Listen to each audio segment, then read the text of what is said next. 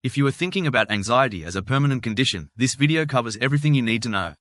Welcome to One Source Sangha. My name is Ananda. Anxiety is one of the most common challenges in modern life.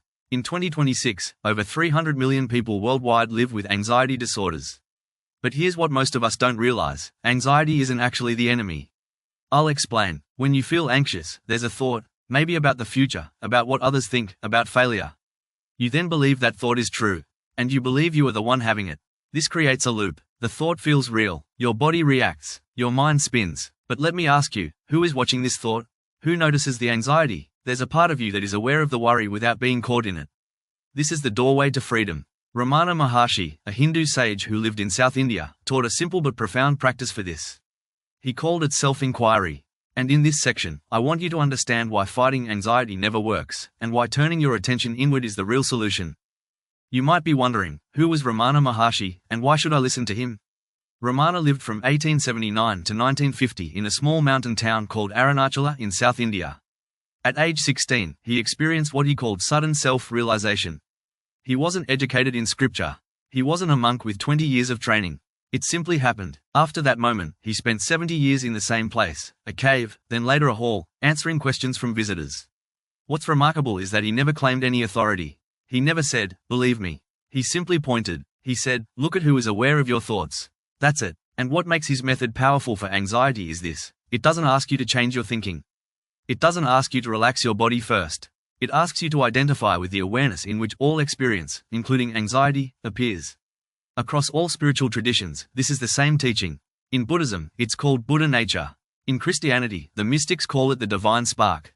In Taoism, it's returning to the source. Ramana's genius was to make it extremely simple and direct. He said, don't study, don't believe, investigate, turn your attention to the one who is aware. That investigation is the whole path. Let me walk you through the practice. This is meant to be done right now, or later when you're ready. Find a quiet place. Sit comfortably, in a chair, on a cushion, it doesn't matter. Close your eyes. Now, bring to mind something that makes you anxious. It might be work, health, relationships, money, what others think. Notice the feeling. Notice the thoughts. Don't push them away. Let them be there. This takes about 30 seconds. Now, gently, ask yourself, who is aware of this anxiety? Not as a riddle, as a genuine investigation. You're not trying to answer it with your thinking mind. You're turning your attention to the sense of presence, the I am, that notices the anxiety. This might feel subtle at first. That's okay. There's a quality of awareness that is always here. It's not your body. Your body is anxious. It's not your thoughts. Your thoughts are anxious. But the witness to both, the space in which it all happens, that is not anxious. Can you sense it? Stay with that sense. Don't try to hold it. Just allow it to be here. You might feel quiet. You might still have thoughts. That's fine. The point isn't to become blank. It's to recognize that you, the aware presence, are not the anxiety. You're the space in which it appears. Rest here for 2 to 3 minutes. This simple shift, from identifying with the thought to resting as awareness, is the core of the practice. Do this once a day, and within a week or two, you'll notice something shift in your nervous system. Now, you might be thinking, this sounds beautiful, but I'm a parent, I'm working full-time, I don't have time for meditation. I understand. Ramana taught the householder path, that your family, your work, your ordinary life is the spiritual practice. So let's make this practical. Say you're at work, a deadline is coming, your boss is demanding, you feel panic rising in your chest. You can't sit in meditation. What do? You pause, even for 5 seconds. You feel the anxiety, and you ask silently, who is noticing this fear? You don't need to sit. You don't need to close your eyes. Just turn your attention to the aware presence within you. You'll feel a shift. It's subtle, but real. Your nervous system recognizes, oh, I'm not only this panic. There's a me that is aware of the panic. This distinction is powerful. You can do this in 30 seconds at your desk, in the car, while walking. Another example, it's 3 a.m. You can't sleep. Your mind is racing about money, health, family. Instead of fighting the thoughts, you ask, who is aware of these thoughts? You turn your attention to the space of awareness itself. Often, the mind settles. Sometimes it doesn't, but either way, you've shifted your identity. You're no longer the anxious person. You're the aware presence in which anxiety appears. This shift alone changes everything. In my experience, and in thousands of testimonies, this practice begins to work within 2 to 3 weeks of daily use. Not because it's magic, but because your nervous system slowly recognizes its true nature. It's not the fearful body-mind.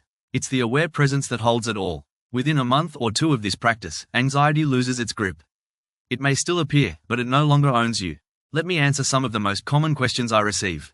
First, won't this just suppress the anxiety?